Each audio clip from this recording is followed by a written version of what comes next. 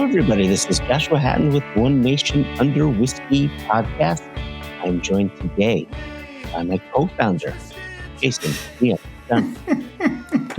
Patrick, Harris, Johnson, Yellen. Did I get that right? Did I get all your names? For the moment.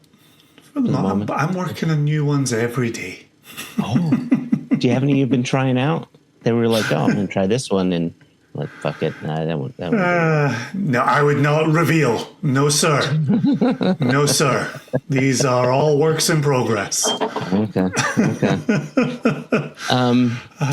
Yes. Listen, we have a lot to get to. So much to get to. Before we get to the things. Every time. But, however, before. So last week, was it last week? No, the week before last. No, last week. What is time in Joshua Hatton's world, man? Right? When did we bottle that Ben Nevis? Anyway. Who knows, Joshua? Who knows? I was on a podcast with our friends from Chi-Town Cigar Podcast, and they invited us on to basically highlight our latest cigar release, which is it's our collaboration. It's our fourth collaboration with Aganorsa Leaf, and it's a Nicaraguan cigar, and we sent them a Balcones cask. And they extra matured those cigars in that cask, and that was our heavily peated first fill bourbon single malt, just gorgeous. There you go. For the viewers, it's the one that I'm holding to the camera. Balcones 4, bottled summer of 2025. A beautiful 66.3% alcohol, and there is the flavometer that you were beginning to allude towards, Joshua. Heavily peated. Is that 7 or 8 on the smoky? I'm 1, 2, 3, 4, 5, 6, 7 on the smoky. 1, 2, 3, 4, 5, 6, 7, 8, 9, 10, 11, 12. It felt like 12, but it's a 7 on the flavometer. Great cask. Yeah, absolutely fantastic cask. Long sold out. Did wonders with that cigar. Long sold out. What's not sold out, however, is that cigar. I think there's still about 30 boxes left or so of that cigar out of How 200. many cigars in a box? 10 cigars in a box. 10 cigars in a box. Yep, and you can get those through Two Guys Cigar. But please check them out. Check out the cigar. If you're a cigar smoker, please go and get them. But I bring this up because during the conversation, I'm smoking the cigar, I'm drinking the Balcones, and I decide to change it up a little bit. Cool. And I grab this bottle of Daluane. Right, here we go. That's our Daluane 13-year-old. Oh, look at that. There's a little stain for our viewers. You can see that stain. Oh, gosh. That drives me crazy. Whenever I see my children pouring whiskey, I'm like, no, not the label. Not the label. Why are your children pouring whiskey, Jason? They take care of their dad. Oh, they take care of their dad. Okay, they're not just drinking whiskey. So I want to pour another whiskey, and a good rich sherried whiskey goes nicely with this cigar. So I grab my bottle of Daluane, and I do what I normally do, which we learned from our friend David Stirk of Exclusive Malts Creative Whiskey Company, is I give the bottle a shake, and they noticed that, and they paused and they said, "Wait a second. I haven't seen anybody shake a bottle before. What are you doing with that?" And so I shook it up again, and there it is. You can see all those beautiful bubbles in the bottle.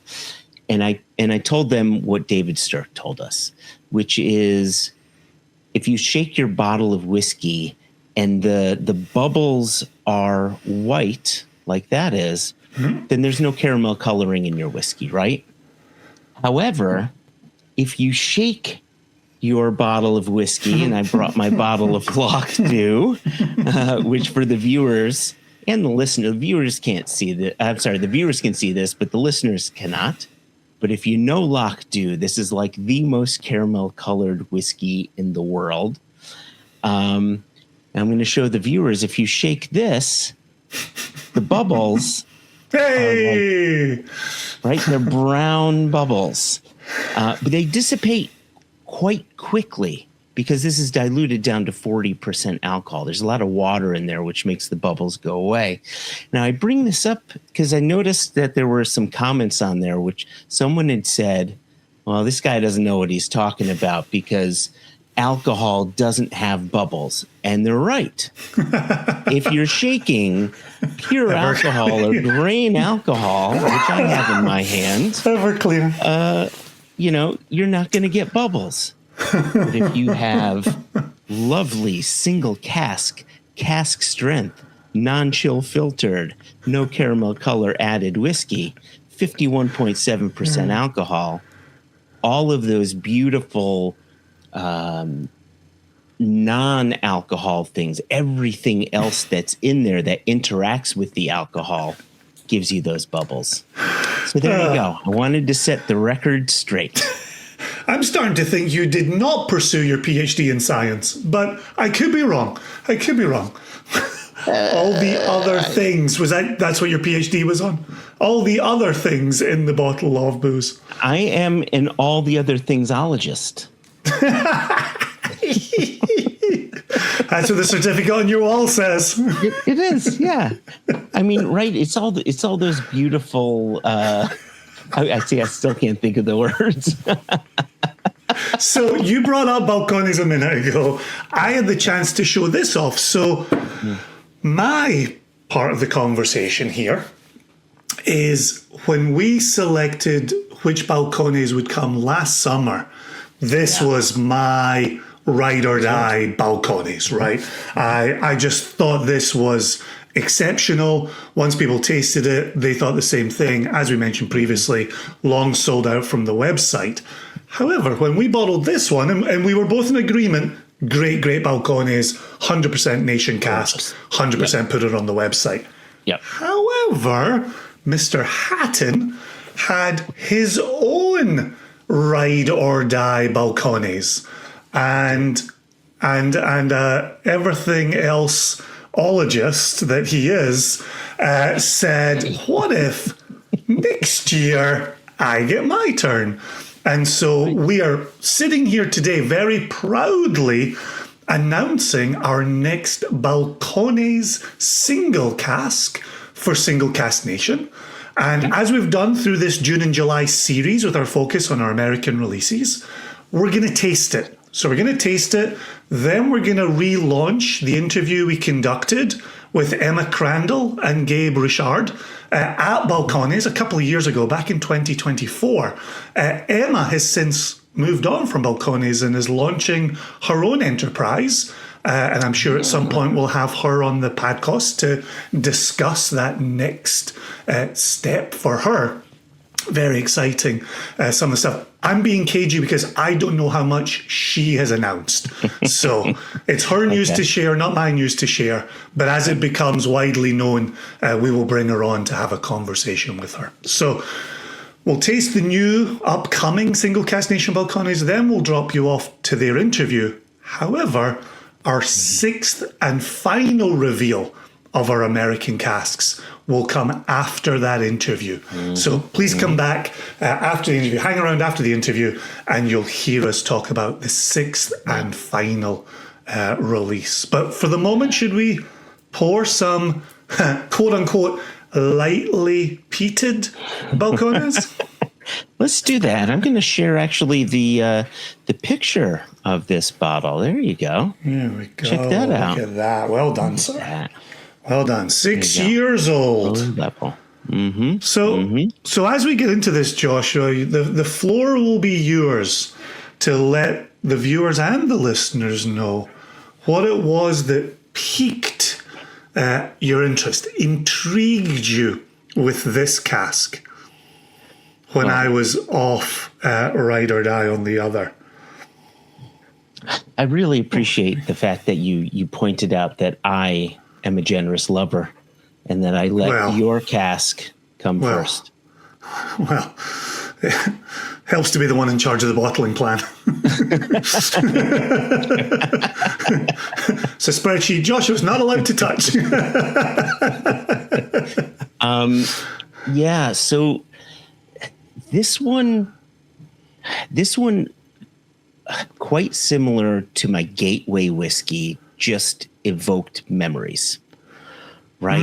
It's a lightly peated Balcones. So compared to the 4-year-old that we released last year, which was heavily peated first fill bourbon, this is lightly peated new charred oak.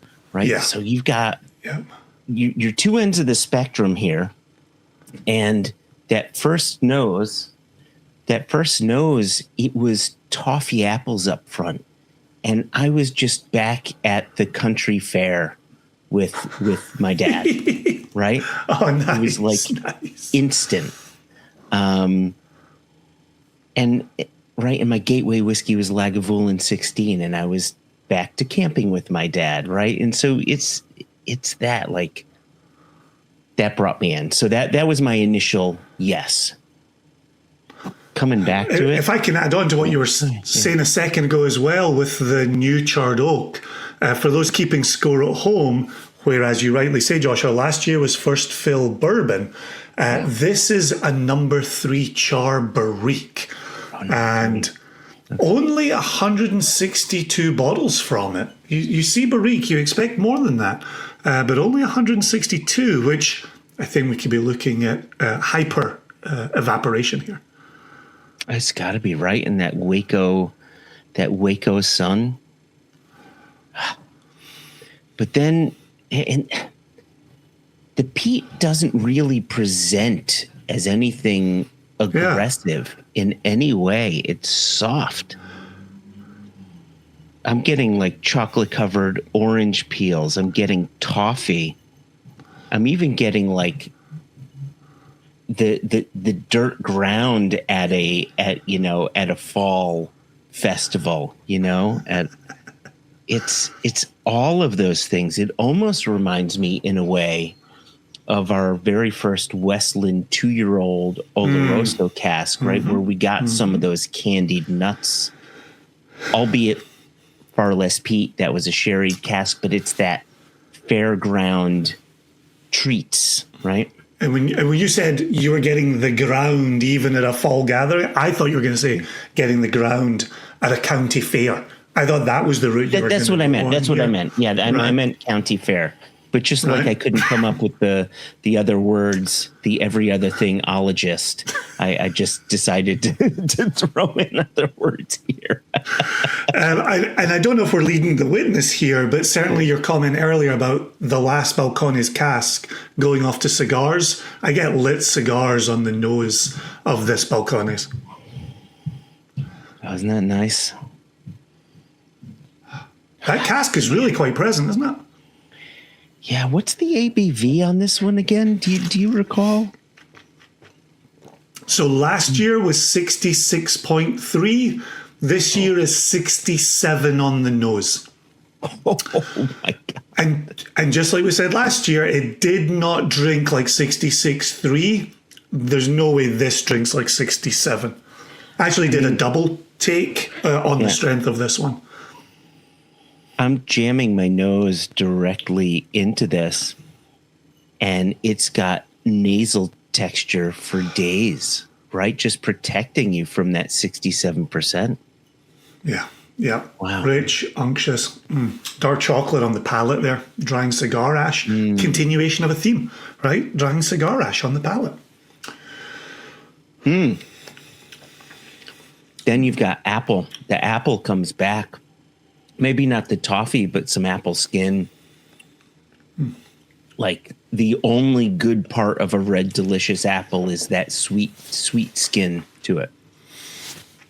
Other than that, red delicious apple's pure shit. Anyway, sorry, go on. I think as we're talking about the weight, and you were talking about the nasal texture here, I think that idea of smoked molasses on the nose carries through on the palate. And this is just textured all the way through. pleasantly drying from the charred cask at the sides of the tongue, inside the mouth. Drying as it kind of goes into the finish, right? But also warm, right? That's where you take the temperature of this Balcones. This is almost rum-like Demerara sugar rum. That's well said. Right? That's well said. I tell you, man, you struggle with your words through the first, quarter of an hour here. That was a home run. Credit where credit's due. All I need is a little whiskey in me. You ever run into that at tastings or in the first dram? You're like, then you're like, first dram, okay, and then we move on. 100%. Oh, Lordy. Oh, isn't there just such warmth from that? I love that smoked molasses, and I love that warmth happening. The grain is present, which is something we always look for. One of the things I like about bold, confident, self-assured Balcones. And another thing about this that I quite like is it's still Balcones. Like I think of our 4-year-old, and I think of the malt that was there. And I'm finding the connective tissue here, right? The Balcones DNA is so incredibly strong that it holds up. I mean, granted, they quite often release their whiskeys in new charred oak, and so you kind of expect it to have particular flavors. But I'm tasting the DNA here, just like I tasted it in first fill bourbon. So it's nice to see that through line between the two different casks. Well, and I think partly what I was talking to Gabe and Emma about a couple of years ago was Balcones themselves were moving more into first fill and second fill bourbon barrels. And they were exploring what Balcones does in those style of casks. So for us to actually have a number 3 char here is really going back to those slightly older days of Balcones that was more cask influence, noticeable cask influence, but with the balance of the grain, but with the Balcones DNA coming through there. I'll also say this is our third Balcones in 3 summers, and we started with a Golden Promise Balcones.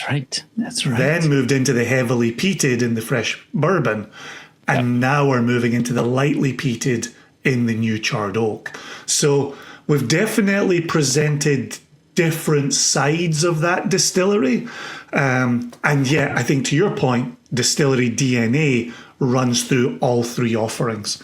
So if you were somebody who supported the Golden Promise, someone who supported the heavily peated from last year, point at side elbow, please go ahead and support this one this year. This is a big, heavy, robust oak spice, hefty smoke.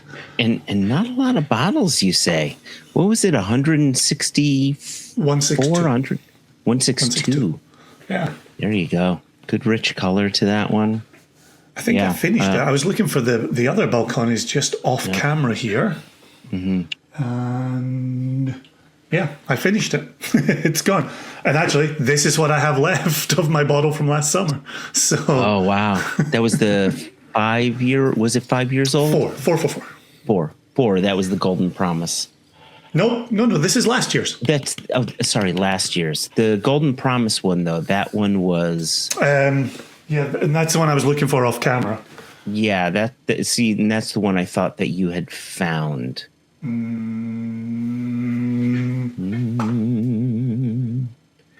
thought that it was a 5-year-old. Yeah, okay. I think you might be right. Yeah. And again, it's sold great guns as well. So always good to have Balcones on offer. Everyone gets a chance to grab a bottle. The 162 is a little low. Balcones. Should we go listen to Emma and Gabe from a couple of years ago and hear what they have to say about Balcones? I loved that interview. I'm looking forward to listening to it again. Yeah, brilliant. Please come back to us after the interview, and we'll make our 6th and final reveal of our 6th American cask. Enjoy the interview with Emma and Gabe.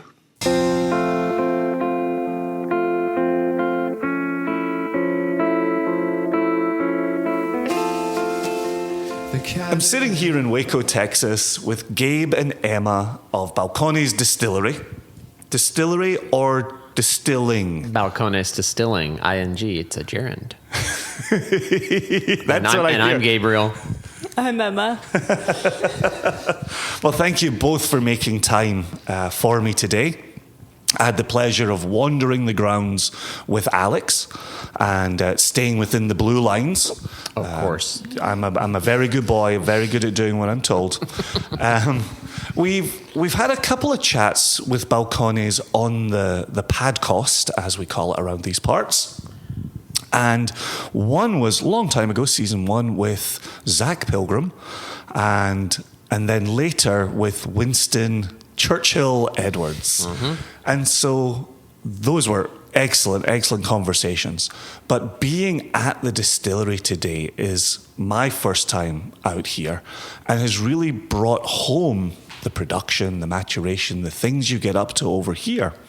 But I wanted to start with the fact that you're producing multiple styles here. There's a bourbon, there's a rye, there's a single malt, there's rum. Can you speak to what that's like day in, day out, like a bit about your process there? I think probably the best way to start is from the beginning, as usual. When we started, we got into this to make single malts. That was the love of the founders and the folks who originally got everything moving. Was they were enamored not with bourbons, not with ryes, not even with rums. They fell in love with single malts from the UK. Scottish single malts, and that'll save me correcting you. To be clear, but they were drinking Ardbeg and Talisker and a handful of malts over there that really were wowing them, and they've been in beer for a long time in the craft brewing scene. And they got bit by the single malt bug. And so when we started, that was the original intention. But just as you would have it, because they were just slapping their savings together and doing a lot of stuff DIY and by hand, the mash tun that they bought was broken and it wasn't fully functional. So they wanted to start with single malt, but they couldn't. So they got their still first. Oh, interesting. Yeah, they got a still initially, and that's all they had. And so the first whiskey that we made, we cooked and fermented and did wash distillations and spirit distillations all in the first original vessel, a still from Portugal, a Hoga still from Portugal.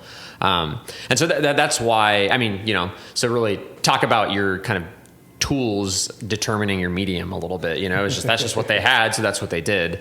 But they also knew from the beginning that they weren't interested in just doing bourbon, because they didn't put that into virgin oak. They put it into used oak because, it kind of been done before. I think they had an early sense of maybe what really intense virgin oak impact might do in the Texas climate. And we're like, okay, well, let's see what it's going to do in a used cask. And they started with the corn whiskey.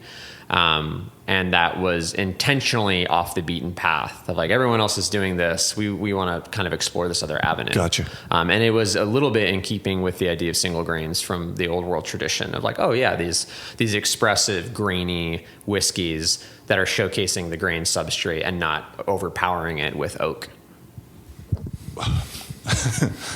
Is it fair? We've got Gabe first and then maybe Emma. Is it fair to talk through what you do in a day-to-day and how the bourbon, the rye, and all the others fit into that day for you, like an average day? I would say I'll bounce that over to Emma, but I'll start by saying, because you have one day and then you just mentioned 4 different mash bills, Exactly, so we're obviously not doing them one. At 8 a.m. we do the rye whiskey, and then right around 11 we start doing the bourbon. It depends on our production cycle and what's going on. But I think from across the whole facility, I'll let Emma, you can kind of speak to, what running each of those looks like. Yeah, as far as blending goes, we pretty much blend one core release at a time. We don't typically double up on what's on the counter unless there's an LTO out, a special release, or just a QC project. So we kind of get to focus all in on one of those things. Like we get to focus on single malt or on bourbon or on rye. And with our stills, we have 2 spirit stills, and so there are occasions where we're running the same mash bill on both still sets, but that's kind of where we see more of the overlap day to day, where we might have rye running on still set A and then corn or malt running on still set B. Oh, interesting. Huh. And then you're just charting that fermentation through distillation and just the pipes connected to one go forth. Like, just to my small brain, it sounds like you're not deep in the weeds, but there's an area of focus there that you got to be on top of that.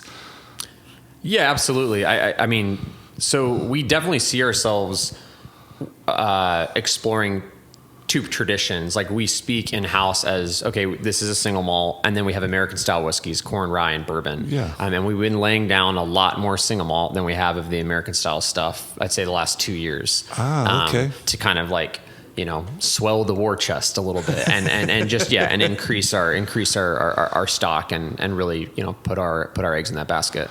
But what I think is important to state is that we do double pot batch distillation. So that's, we don't have a column. We wouldn't know what to do with one if you put it in front of us, except whack it with a hammer and probably break stuff. But we do pot distillation. So all of our, even though, we are running bourbon mash bills and we have run bourbon mash bills and put things into virgin oak, same with rye, whiskey. We're not doing a column. Everything kind of meets in the crucible of the double pot distillation. That being said, our malts are run through a mash lauter tun. So we're separating. Obviously, we're leaving grain behind and taking the sugary liquid and fermenting it off grain and distilling off grain. Whereas with our bourbon and rye and corn, we're using a cereal cooker. So we're using hammer mill, not a roller mill, and we're processing the grain, and then we're fermenting on grain and distilling on grain. So our wash stills are set up very uniquely with what's called an external reboiler, or maybe an external calendula in the cognac region, where it's a separate shell and tube vessel that the spirit is pumped into, and it's heated there so that if you scorch any of the organic matter, the on-grain substrate, you do it in the reboiler, not in the body of the still. Oh, interesting. Right? So we can do both. So we're doing both Okay. on-grain and off-grain, but everything is pot distilled. But we do have a cereal cooker for American styles and a mash lauter tun for the single malts. In coming through the facility with Alex earlier and talking our ways, we got to the mash tun. We talked about 100% malted barley going into that mash tun. And he talked about 2 waters going through that, a first water and then a sparge water. Growing up in Scotland, learning the business in Scotland, you see a lot of 3 waters. And then sometimes the outlier in Scotland is the 4th water. Mm-hmm. And so what do you find the value in the 2 water system is? And is that all the way back to 2008? I joined, which is probably important to say, I joined in 2016. So when I'm talking about stuff before my time, it's the royal we. Gotcha. It's not me there. Emma joined in 2021. Yeah. Okay. So Emma joined in 2021. Okay, so recent history. Yeah, so recent history. So kind of like the not the old guard, not quite the old guard, the newer guard. And then when was the building move? So we bought this building in 2013, 2014, and we moved production into this facility in February of 2016. Okay. And then I joined December of 2016. Okay. Yeah, so I've only ever known just this facility. So I can't fully speak to how they were doing things back then. I don't think they were sparging. I think they were doing batch.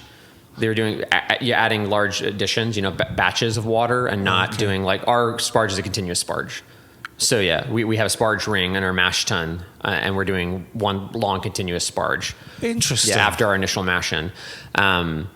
But speaking to the different levels of water, I'm familiar with some of the Scottish practices, and I think largely it's maybe related to efficiency. You can retain, you know, some of your last runnings and use that next, and hey, you get a little bit more fermentables, you know, that Exactly. way. So I guess not, our facility isn't quite as chic, you know, and not quite as efficient in that regard. We have had to do it a few times where we maybe mashed in at too low of a temperature, so we had to draw some off and heat it up and then throw it back in. You know, that we did that once or twice, clogged a couple of plated heat exchangers and pissed off our maintenance manager, you know. But yeah, the second water, for a while, when I first moved in here, we were just batch sparging. So we were just adding in water through the cereal smasher, and then we had the continuous spargering put in, and now that's honestly been great because it's improved our efficiency. It's like leveled the grain bed evenly, and I think allows for just like a more controlled process a little bit. Not necessarily for consistency, just for, there's no reason to kind of bastardize your substrate and your raw ingredients with like a misshapen mash bed, you know, or you get a ton from one side of the mash tun and then you leave a bunch of fermentable sugars on the other side of the mash tun. No reason to do that. So, and then are you raking that periodically, or is that man, I love the depth. It's good. It's good. Yeah. Oh, it's great. It's lovely. So yeah, we were actually had a practice where we were raking pretty frequently, Golden Promise, and Golden Promise is a very steely, sturdy, malted barley, right? Perfect. So it has a lot of tenacity and it can really withstand a lot. It's made, we get it from Simpson's. Pre this facility, we would get a lot of it from Fawcett. They do a lot of floor malted Golden Promise malted barley in the UK. Both Simpsons and Simpsons owns Golden Promise, but Fawcett is for some reason is allowed. They may license it; they're allowed to use it. So those are the two houses that you can get Golden Promise from. But yeah, very steely, sturdy barley. And so we would do a really long rake on that. As we're matching in, we're continuously moving the rakes on the Golden Promise. The Texas malted barley we found is a lot more friable. So it's a lot more floury, a lot more friable. It's a little more highly modified, a little more mealy of a barley, right? And so because of that, we had a lot of problems basically creating a paste over the false bottom and sealing in the false bottom and getting horrible runoff. Understood. And so it's actually recently our quality technician, Johnson Haygood, he explored just doing right at the end of your mash in, doing like a quick turn of the rakes, maybe like a full 360-degree turn just at the end to settle the bed. And that has actually worked wonders for running Texas malted barley.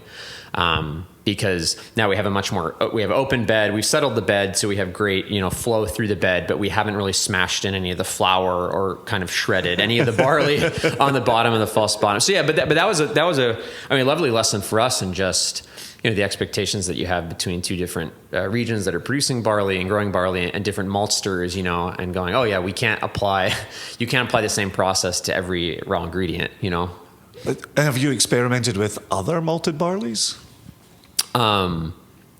What exactly do you mean? So other strains, other varieties. So we've got the Golden Promise, we've got the Texas barley. Mm-hmm. Are there any others that you've played around with? The reason I'm asking, what I'm kind of chasing here, is this idea of a robust Golden Promise grain and then a more delicate Texas grain. Yeah, absolutely. I haven't had experience with other grains, and so I'm curious if you had that opportunity. So and I'm sorry, Emma, for taking all the barley history. I've been around the block a little bit. I'll take it. But yeah, so when we started, and this is a key maybe thing to help understand our interest in single malt and kind of why our, one of our flagship single malts, Texas One Single Malt, is made with Golden Promise. When we started producing single malts all the way back in 2010, I think when we released our first single malt, there was no brewing and distilling happening on Texas malted barley. There was no brewing grade or distilling grade Texas malted barley being grown in the state of Texas. Gotcha. It's all feed barley. It's all 6-row. It's feed barley. And it's been that way for a really long time because we released the first whiskey in Texas, possibly ever, definitely since Prohibition, but likely ever in Baby Blue. So there's no scene, there's no community or scene here when we got started, right? Mm-hmm. So we reached for Golden Promise because that was one of the ingredients of a lot of the single malts that we were drinking that we were really enjoying. So this kind of throwback heritage, delicious, scrumptious grain, barley. And so that's what we reached for. And then in 2014, 2016 window, a maltster was deciding to open up in the state of Texas by the name of Blacklands, and they were working with Texas A&M to bring in varieties from around the country and around the world and just try field test them at Texas A&M nice. to see, hey, which one of these barleys being grown in other regions around the country could work in Texas. That the initial variety they settled on was called Conlon. Never heard that. Yeah, and since then, that was 6 years ago, and then about maybe really quickly we moved to Genie, which is a more modern variety. Familiar. Low GN, very delicious. And the last 2 years we've been on Odyssey, which is a 0 GN. And so that's what we've been using predominantly. So if we're talking about variety, there's that. Now, Blackland's closed. So after a couple years, Blackland's closed. And now the maltsters we're working with are Tex Malt in Fort Worth and Maverick in Amarillo, where Maverick is a little smaller scale and Tex Malt is the biggest player in Texas malted barley. Oh, okay. Yeah, and they both make excellent malts, and we really enjoy working with both of them. Our mash bills tend to be from them 100% of their pale, though we've tried 100% Pilsner malt, but tend to be 100% of their pale malt. So they're not their distiller's malt, but their brewer's pale malt. Okay, understood. I'm sorry. I'm not known for my brevity. I'm going to give the microphone to Emma, and I'll leave the room. I'm done. Okay. You'll be missed, Gabe. Please don't leave us. Don't go.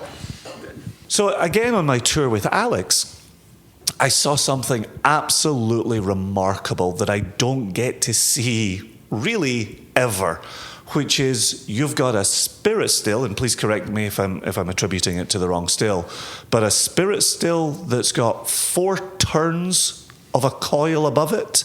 I think the line arm was discussed there. Mm-hmm. So a cyclical, would you say that? Yeah. Cyclical line arm with 4 turns on one of the spirit stills, but then 10 turns on the other spirit still.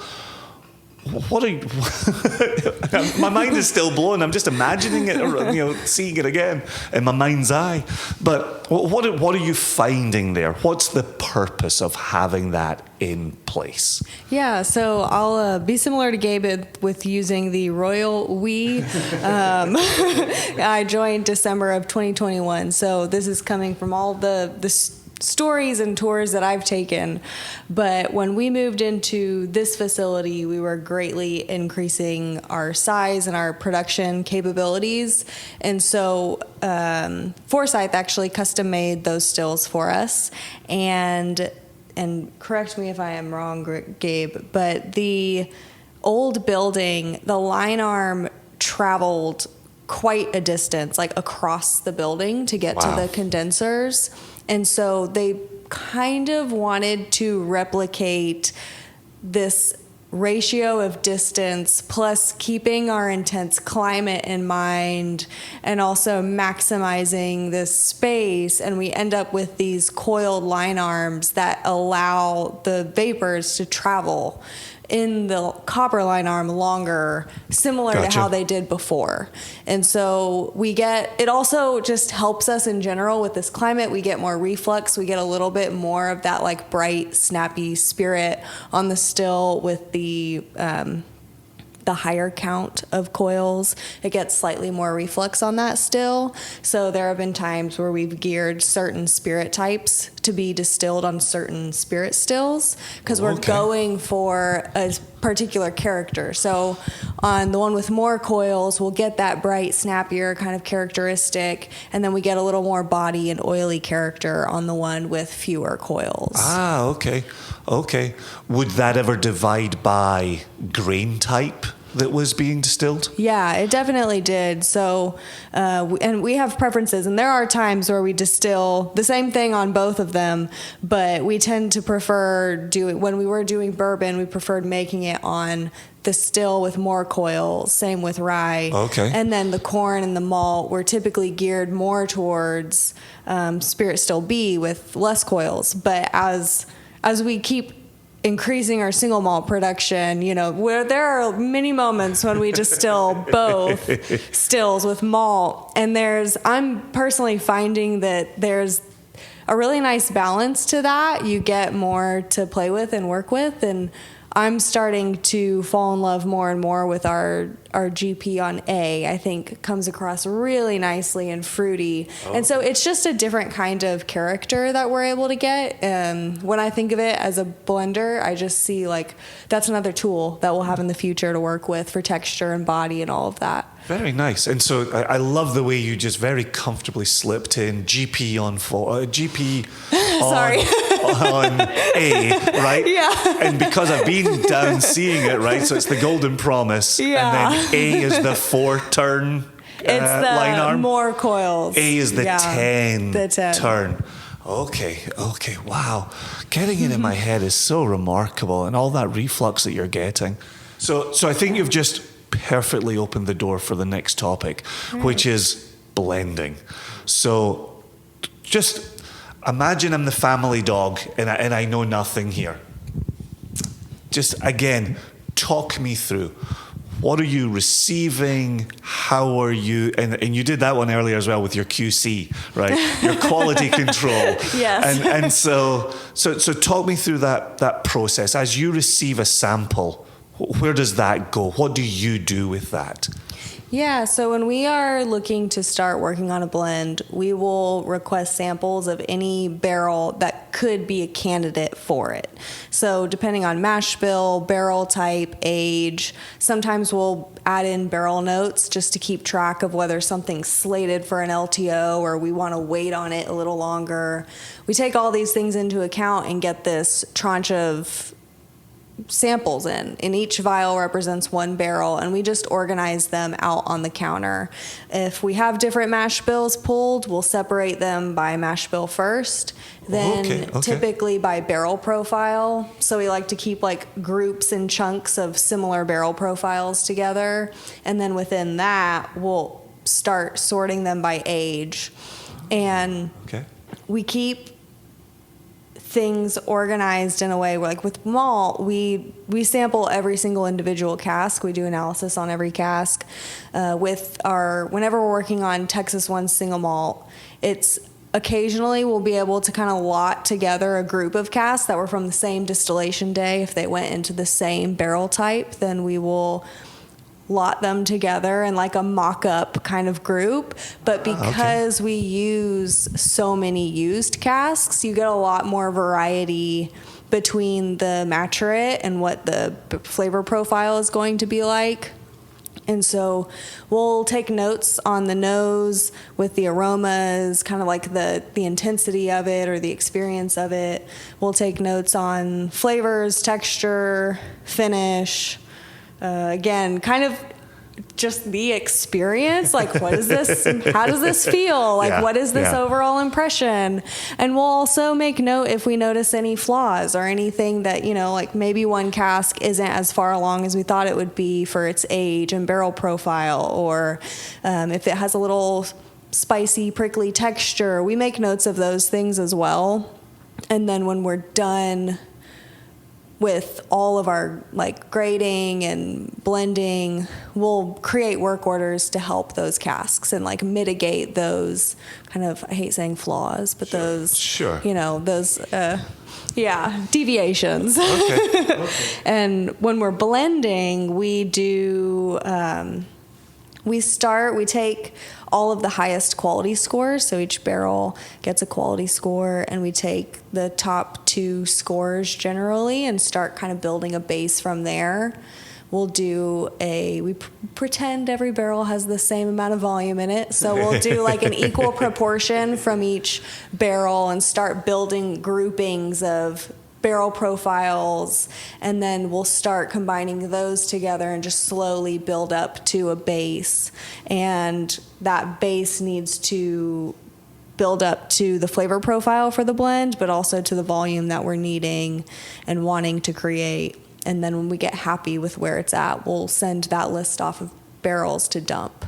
And then we get a sample back of the actual base we're working with. And then we get a better idea of average volume per cask that we got and start working on adding minor additions to the blend until it's across the finish line and we approve it. That's fascinating. Like, what a process to be going through. What kind of time frame are we talking from the first moment a sample comes across your desk to that blend being complete and heading out to market? I feel like it could take 4 to 6 weeks. Okay. Yeah. Okay.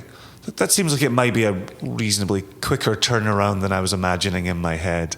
And then are there any differences procedurally or just not really in terms of your expectations, but in working with them? How different is single malt from bourbon, from rye? Do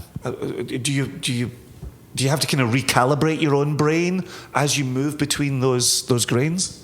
There are moments where I feel like it comes easier for me. Like sometimes switching between mash bills is helpful because it gets me out of the weeds. Like if I'm working on malt for an extended period of time and I just stay in one space for too long, it almost feels like I stop noticing the subtleties, or I start noticing my notes are becoming more and more similar. And I'm like, okay, I need a break from this. And a lot of the time my break will look like, drinking some water, checking a few emails, just taking a break from doing sensory, literally. But other times, if we have other mash bills out on the counter, it can help to jump into a different world and just almost like shock the palate. Yeah, that's well said. And just try doing sensory on some corn whiskey or rye, and it's just a completely different flavor profile. It puts my brain in a different space and kind of forces me to focus again. Do you ever have a moment when you move, and we don't need to name names of grains, we don't need to make them feel bad about themselves, but do you ever go from one grain to another grain and you think, oh, I kind of forgot what you were able to bring to the table, grain over here. Did you ever get a moment like that? I'm always giving corn a harder time than malted barley, I think I definitely do. I see it happen with certain barrel profiles where maybe I underestimate them. And then I visit and they surprise me. Or feel like I've learned a lot with my time at Balcones and just our different profiles and all that they can do for us. And I've been shocked multiple times by Gabe pointing, me bringing a blend sample to him and him giving feedback and just like, yeah, this one thing is missing. And where he sends me to find it is shocking, and I wouldn't have instinctively gone there necessarily. So that's been a fun kind of pattern to learn in our warehouse. Awesome. But your blending experience, Gabe? Yeah, I think as far as the different whiskey types that we produce, I think what's kind of fun is we're doing something. We really do perceive that we're doing something a little bit different between the American style whiskeys and the single malts. It's kind of ironic. It's like you can kind of say, oh, like to your point, corn. Corn's a little ho-hum. You put it in tortillas for God's sake, But to corn's credit, you're not making tortillas out of malted barley, So there's a lot to corn just standing on its own. And I think there's so much within the substrate of our rye and corn whiskeys that we're trying to honor, right? I really do feel like our single malt is exemplified by this really complex melange of fruit and grain and honey and sun-kissed barrels. And there's a whole lot that goes into it. It's very complex. But in a way, to me, it kind of needs all that. It needs that fruit component to kind of help make the barley component make sense, the substrate component makes sense. So we're pushing that fruity character through esterification for the style of our fermentation, right? Whereas on rye and corn, and I'll go one step further. On the malts, we're dual pitching yeast. We're adding a malt whiskey strain and a ale yeast strain. And we're encouraging this complexity and a little more heavy alcohol character so that we have the cocktails to create esters and create fruit character, right? Whereas with the American whiskeys, we're pitching just the one malt whiskey yeast strain, which is a little bit more of a workhorse, producing a lot of alcohol, but also like a little less complexity because we're trying to expose the substrate. We're trying to, when you taste Baby Blue, we want you to taste corn, not tropical fruit, or peaches. But there's flutters of those in there, but we hope that you go, oh my God, it tastes like a tamale. Yeah, that's the idea. Like we worked really hard, and Texas farmers worked really hard growing this beautiful blue corn in Texas. Then we roasted it to give it a little additional oomph, a little additional butteriness, right? And that's what we want you to taste, not something else, not pineapple from an ester, and same with the rye too. We love our rye. It's not a spicy rye. It's not a classic rye. It's not a dill forward rye. It's very fruity and citrusy and bergamonty and coriander, like freshly ground coriander. It's beautiful. And we're not trying to smother that in esters. So it's a little bit of a stylistic choice. I think it ends up making the corn and rye a little easier to blend because there's not quite as much going on. It's a little more singular. Yeah. Whereas the malts end up being incredibly complex. Not only are we looking for grain character and body and acid, we're also looking for tropical orchard and stone fruit. Yeah. And so it just ends up being, and then oak contribution too, and then virgin oak character and all the elements, and so those end up being the most fun blends, but also very taxing. Whereas I honestly feel like we could do a baby blue blend in our sleep a little bit because it's just like, it's a little easier to do. So previously Emma opened the door perfectly for the next question. Now you've just opened the door perfectly for the next question, which is, traditionally we've talked about Balcones and really Texas single malt, this baking Texan sun and like the new charred oak. And I feel like there was an easy story to tell there. And I think, being guilty as a consumer, it became very easy to pigeonhole Balcones as a Texas single malt with this intense heat and new charred oak. Is there a more subtle story to be told there, for us as consumers to be heard there, as you've worked your way through the maturation program, the different casks that Emma's alluding to, the different qualities that these different casks are bringing to blending purposes? Have we fallen into a lazy trope in describing Texan maturation?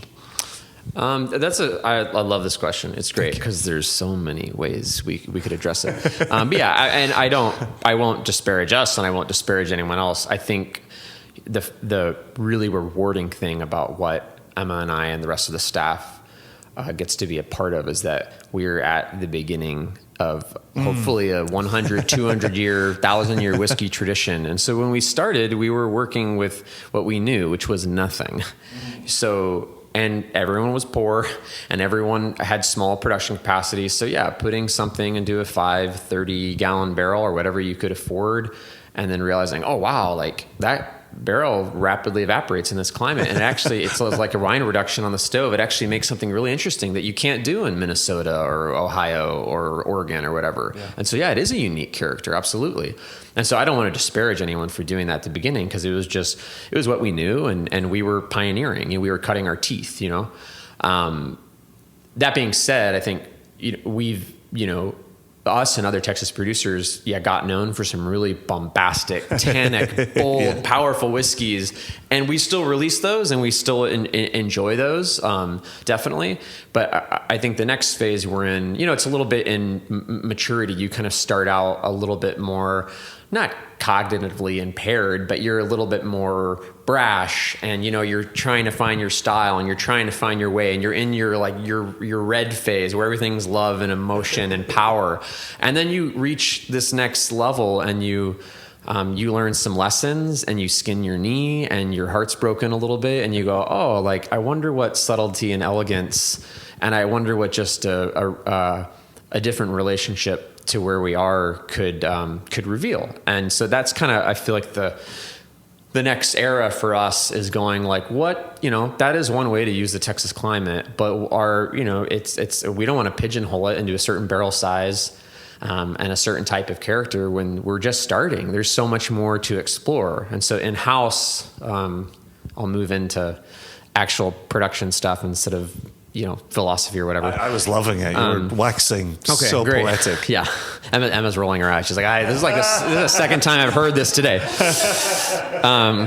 But no, so in our maturation program, what we've done to kind of move ourselves more into the exploration of like subtlety and elegance and grace within the Texas climate is one, we don't want to. It's disingenuous to perceive the Texas climate and where we are as this like this malicious character that Yeah, we have to right, like, you know, like right. make sacrifices to, and does these really unpredictable, cruel things to our whiskey, you know, which I think is some of what the early days was like, is like, oh man, like, you know, that's a little bit like this boasting, like, oh, making it in Texas is so hard. But we're trying to partner with it and go, okay, so let's do lower entry proof. You know, we get a lot of evaporative loss here, but not if we drop the proof and barrel, because there's less of a difference to equilibrate. So lower entry proof in this climate is what we've explored. And over the years, we've probably dropped our average lower entry proof by at least 10 points. So from probably closer to 124, where everything was going in at almost max legal proof in the US for whiskey, down to closer to 114, 115. Okay. And a part of that, was recognizing that the Texas climate was, you know, sending our spirit deep into the barrel and extracting a lot from the cask, a lot of tannin, a lot of lactones in a very short amount of time. So by reducing the proof, you encourage it to pick up hemicellulose. You kind of soften some of the spice character that you're grabbing. You get a little more body and sugar, right? And you also just slow the time. It's like you'll still get to those high proofs and you'll still get spice, but you won't do it at year 2. You'll do it at year 4, 5, and 6, right? And then the other big thing that we've been working on the past 3.5 years now is larger format casks. So working with 500 liter casks and up, larger format casks, both new virgin oak, virgin American oak 500 liter casks, and also domestic wine puncheons, as well as a handful of foreign, some French 700 liter casks, and some sherry puncheons, a handful of sherry puncheons too.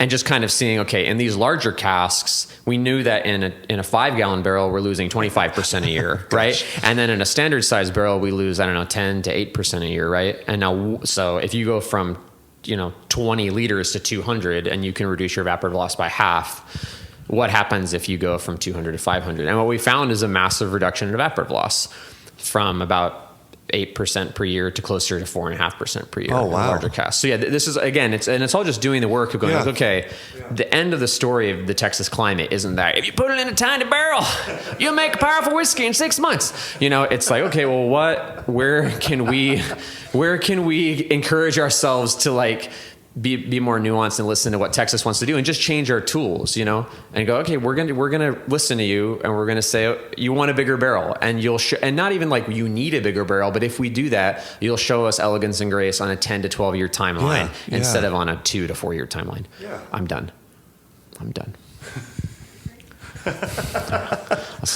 Is there anything you would like to add to what he just said? I feel like that's perfect. That's one of my favorite parts about being at Balcones is how intentional everything is, every decision is, and we really are at the very beginning of Texas history in the whiskey industry. We're babies compared to the rest of the world's whiskey industry. Sure. And to be a part of doing this exploration, and Gabe touched on seeing what Texas whiskey could look like in a more delicate, nuanced profile 10 to 12 years from now. I think people kind of throw out age statements as a very important feature on a label, and it's really not for the sake of letting a whiskey get older to be able to say it's older, but there's so much we don't know what's happening. We don't know what's possible if whiskey sits in a barrel in Texas for 12, 15 years, because it hasn't really, I haven't tasted it. I haven't seen that yet. And so to explore what our new make is capable of transitioning into when it has the chance to rest for that long and what that would look like. I just think it's a very exciting place to be, and I hope that it's hard, and a lot of people are putting a lot of effort and hard work into it, and I hope that we keep doing it for hundreds of years. No, so this is remarkable how wonderful a job each of you is doing opening the door to the next question. Because last year you had 15th anniversary. Congratulations on that front. I know you're both working diligently in the blending space here. And so as you're guiding the next wave of Balcones, I know we're talking about larger casks. I know we're talking about using the environment perhaps in a different way. From a flavor profile, from a flavor standpoint, from a grain standpoint, what are you looking to work on, to implement, to add to that Balcones history over these next bunch of years? We'll keep that term nebulous. Nebulous. Yeah, it's a great question. I mean, So a big piece for us is the maturation side. And it's a holistic approach because it's easy to parse things out and say, well, what are you going to do with the barrels? It's like, well, we also recognize that if we put something in a barrel for 12 years, we have to distill it differently because we need a different cocktail of compounds at the beginning to make sure that we have solvents and we have the character that we might want at the end, which means that it's not going to taste the way that we're used to it tasting, as new make or as 1, 2, and 3-year-old. That front of just peering through time at what our Texas single malt distillate could do in barrel is a big piece of what we're looking forward to. And then we've increased a lot the amount of Texas malted barley that we're laying down. So we're trying to dig more deeply into the state and build relationships across the state, and work with our maltsters, work with grain brokers, work with farmers to help understand what's possible here, different regions. Most of the barleys come from the high plains. We'd love to get some out of the hill country. We'd love to get some even closer. The high plains is 8-9 hours away. Oh my God. So what if we could get barley, within an hour or 2 hours from here? It would be really interesting to see. So that's one thrust. And I think one of the big things too for us is, you mentioned the heat of the climate, which, affects maturation, but also we do long, and we didn't touch on this yet, we do long open fermentations. So we do long acidic 7-day fermentations on our malt. We encourage microflora. We encourage the Texas environment and critters to kind of take hold and help inoculate and contribute to what we're doing. And so that means that we get slightly different character throughout the year, depending on what we're running, right? Depending on what's in the air, right? And so in the winter, maybe when the air is a little deader and there's not as much activity in the air, we'll produce a different malt than in the summer where there's a lot of dust blowing around and there's a lot of warmth and there's a lot of LABs and other bacteria and critters in the air. And so, eventually we'd love to get to a point where we could quiet ourselves enough and still ourselves enough to actually be able to listen and hear that and pick up on those subtleties and be able to tell that story for our location, our home in Waco. So that's going to be I think exciting for us. We're very there's a lot happening on the barley front and other parts of the country, and a lot of people are experimenting and doing a lot of different things. I think for us, we see the barley side has been important, but we've restricted our medium a little bit because we don't do these big multi-barley mash bills, multi-malt mash bills where we don't have 5 different types of barley. We just do the one. And we've pretty much done that across the whole portfolio except for our bourbon mash bills for the most part. It's 100% roasted blue corn. It's 100% pale malt. It's 100% Golden Promise.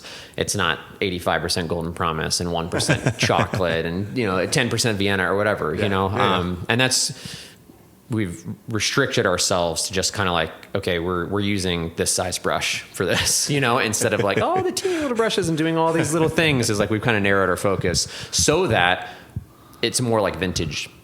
It's more the climate and the maltster and the substrate having its voice and not all these options in the kiln. It's more okay, no, this is what you're getting. Yeah. You're tasting the place, not a decision necessarily that a human made. So I can't not ask you what I'm about to ask you, which is so many distillers, and certainly in Scotland, we hear the C word of consistency. And here you are sitting here talking about seasonal variants, but those samples, as we've discussed with you and Emma, those samples are going to come to your desk and you're going to make a blend out of that. But now you're talking about vintage.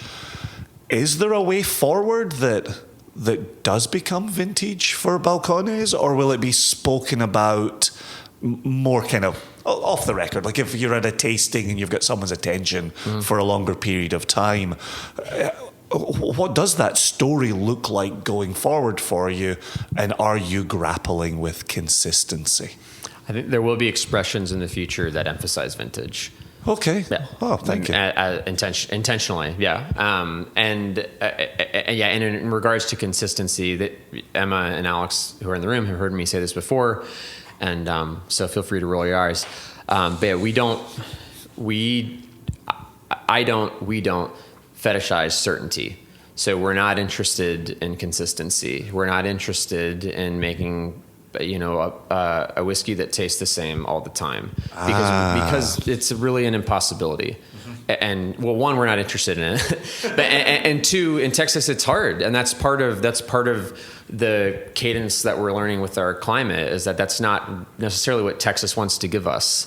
It's going to change. And, to some extent, obviously, Emma is a diligent blender, and we're blending together, and we're, fine tuning, for example, lineage. We're going to let's get as much tropical fruit as should be in lineage.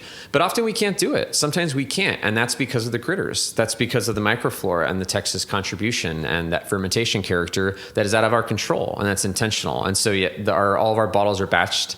So you can look on the back and go, oh, that's lineage 21-1 or 22-1.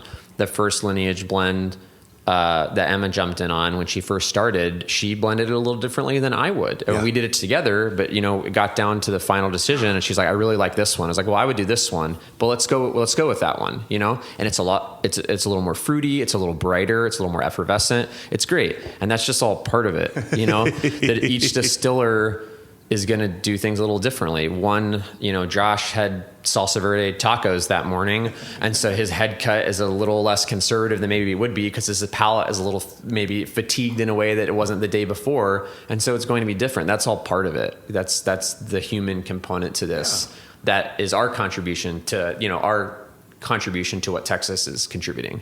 So it's this mix of both of those things, and we don't have no intention of acting like we're producing something that's the same all the time. Yeah. Well, it sounds like a celebration of people, a celebration of environment, a celebration of location.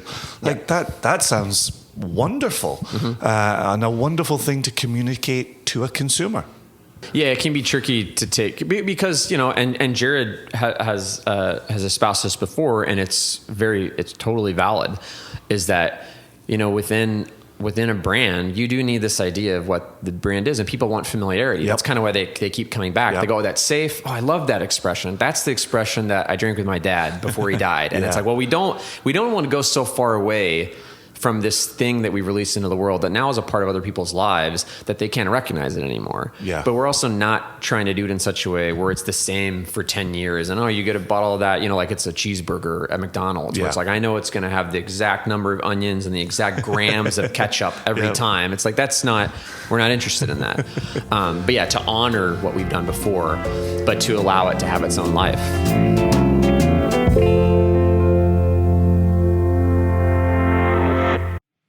Jason, you, sir, have some explaining to do to our viewers. I knew you were going to go. What's that explaining to do come from? It comes from I Love Lucy. Lucy. I Love Lucy. Yeah. You've got some explaining to do. Yeah. Timely reference for the kids. I get it. Yes, so sharp-eyed viewers can see that I have changed locations. If you're on the audio only, there's no point to tell you any of this. But if you are watching along, just like our interview a couple of weeks ago with Alistair over at Boulder Spirits, we had difficulties that day with Colorado afternoon electric storms. And I told him, I totally understood. I used to live there. I know exactly what it's like. We also have them at this time of year in Virginia. So we just had an electrical storm pass over. It's still kind of active. I abandoned my garden office. I'm in the house. This is my wife's study, hence the rocking chair, which is really quite a nice addition. The plant over my shoulder, and then just behind my head, in my office, you see Lagavulin painted by my mum. That's just over my shoulder in the office. Right now, that's the first house Tamara and I purchased in Pullman, Washington, as painted by my mum. So I remember that's just over my shoulder behind my head. So there you go, a little relocation just to bring the viewers up to speed. Audio listeners, fret not. Joshua, There was a point of business from you also. There was. So listeners and viewers may recall that on the outset of this episode, when I was doing the shake it till you make it test with the bubbles, I mentioned about the everything else that was in a bottle, because I am the world's foremost everything elseologist. And the reason why I became the world's foremost everything elseologist is I couldn't think of the word that was in a bottle aside from the alcohol. And what that is, Jason and listeners and viewers, is impurities. It's impurities. I'm sitting back in the rocker while I get an education. So here's what's going on. Impurity sounds like an awful word, right? That you're drinking impurities. But here's something that I quite love. Last year when I took the Nolan group to Scotland, I'm going to try to do all this. Michael Nolan, Jam, Dan Gryson, Joel, Bruce, a few other people. Have to take off his socks in a minute. So we went to Scotland and we visited a number of distilleries. Okay. And one of the people who'd taken us through the distillery as we were getting to the stills had talked about the fact that double distillation does a great job of allowing impurities to get through into the cask. And that's where your flavor is. And when you get into triple distillation, this is why triple distilled spirits, like your Auchentoshan maybe in Scotland, or Irish whiskey, is a bit lighter in flavor. And then you get into vodka and you're 5 times distilled, 6 times, 7 times, fucking 12 times distilled with some of these. And then it's like this, right? You've got no scent, you've got no flavor, you've distilled this out being all of Everclear that Joshua's holding. this. To the Oh yeah, sorry, listeners. The bottle of Everclear. So the point was, those quote unquote impurities are flavor. They're delivering flavor. That's what's left over from the grain that then interacts with the cask. So when I was shaking my bottle of Dalyuing, you've got the cask particulates, you've got the color that lent itself from the cask, right? You've got the grain, you've got the yeast that lent itself to the whole process. That's impurities, baby. So there you go. I can't wait for a distiller shaky. to write in and correct all of this.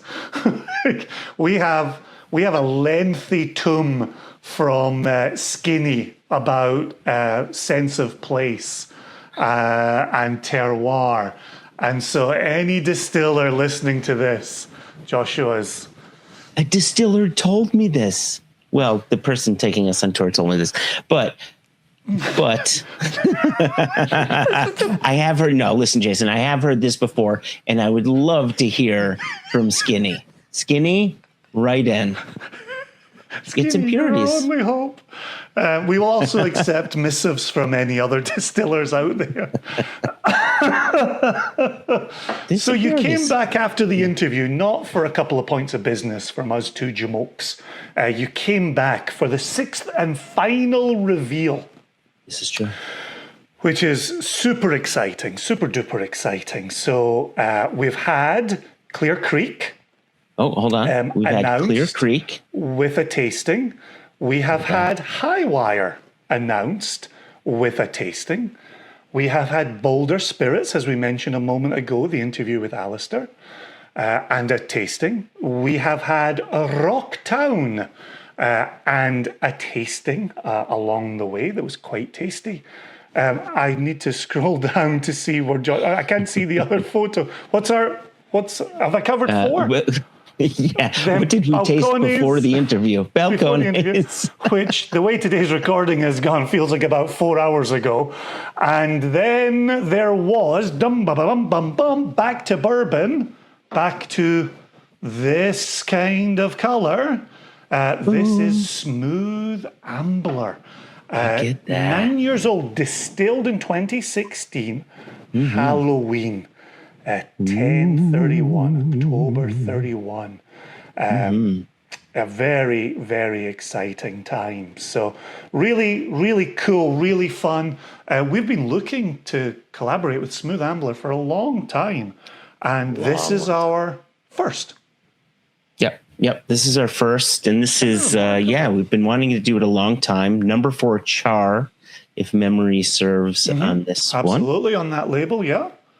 And this is, am I correct in remembering this is a high rye on this one? Correct. High rye bourbon. 63.5% alcohol on this one. And just under 200 bottles. Okay. Yeah, high rye, for me, and I think for you too, but I don't want to put words in your mouth. But when I think of some of my favorite bourbons, they've always been high rye. When I think of my favorite Four Roses recipes, they have more rye in them. And it's that rye spice tends to frame some of the sweetness that bourbon brings out. So, yeah, and then at the same time, they'll think about the high wire conversation we had around the Jimmy Red. And the type of spice, the type of cinnamon that brought. Good point. And then think about the conversation around the Rocktown, where that is a very crushable bourbon. So much to offer in that. Really, really delicious. Fair. So 3 really good bourbons out of the 6 Americans going on sale. 2 others are single malts, and then 1 is the spirit from whiskey from what do we call it? It's a fancy. Bring up the label again, Joshua. Yep. Hold on one second. Clear Creek. Bring up the Clear Creek. Oh, the Clear Creek. Oh, sorry, that one. Creek. Yep. Whiskey distilled from a barley mash. There we go. And then in the Caitlin episode, we talked about the Bridgeport connection over in Portland, Oregon, and what that meant for that distillation. So really exciting little cask for lovers of light whiskey. And as we've mentioned, our first Chicago Jubilee bottling. But back to the Smooth Ambler in front of us. Can't get away from cherry wax lips, which is a note that I love writing. I also love eating cherry wax lips. Yeah, I mean, you got to get over that hump. Right, where it's crumbly at first, and then it gets very good. Oh, British ones don't crumble. They're much kind of like waxier. Like they've definitely got. They're waxy. I'm trying to re-describe waxy to you. Everything elseologist was it? Are you? they're just so firm to get your teeth into. Like they're really good. Oh, interesting. Yeah, the American ones start off very crumbly, and then as you're chewing it, because your mouth is warm, the wax starts to melt a little bit, and then it turns into just a nice flavorful cherry wax to chew. Yeah, I mean, it's been years, but yeah. A lot of grain on this as well: corn, wheat germ, bran, oats, in the form of bran flakes and toasted oats. The toasted oats is spot on. I love this. And I love that, like, it's big and cinnamony, right? Man. Yeah, that's a good one. That's a good one. Yeah, a little that's bit of great. And this just is for something a little exotic, something a little interesting around the edges. Thank you. And that's what I was going to say. So this is their own distillate, if I'm not mistaken. And right. Yep. Because early on they were sourcing, and they never hid any of that at all. No, this is 100% Smooth Ambler. And I like that sometimes you get that incensey note from their own distillate, and it comes through nice and shiny right here. This continues with the cherry wax lips in the palate for me. And then a little bit of turmeric and ginger. Oh my gosh. That texture. Oh, so first off, the texture is great. I remember when we first wrote the notes, we got this sort of like green banana on the nose, but it came through on the palate for me. It's like that first note on the palate for me is some green banana. And then you get that oak, very oaky, oak spice, honeycomb, get some cracked pepper, some ginger. Yeah, Oh, wow. for me, it's that transition from the nose having the cinnamon, like a big red chewing gum, to the palate having the turmeric and the ground ginger, but also the cracked black pepper. Like those two layers, those two levels of the spice, I really like. Yeah, this. What I also like is this is still not like the Jimmy Red, which really runs with the cinnamon, and not like the Rocktown either. Like this is unto itself. Yeah, because this is right that Jimmy Red or High Wire is deeper and earthier, and this has a lighter quality to it. There's a brightness to it, which is really nice. It's so funny. I just took another sip, and it's cherry wax lips. It just kind of resets the palate each time. The other thing I was saying, as we're talking through the spice here, it's still juicy right down the middle of the palate. Like that is, it's unctuous, and it's rich, and it's juicy. Right. Yep. Yeah, it's and the oak is real present. juicy. The distillate is present. It's this like the juiciness is there, and then as it transitions, I get some crystallized ginger. It's really nice. Some ginger powder, but then it turns into crystallized ginger for me. A note on the finish that for me is always a Joshua Hatton. Cola syrup.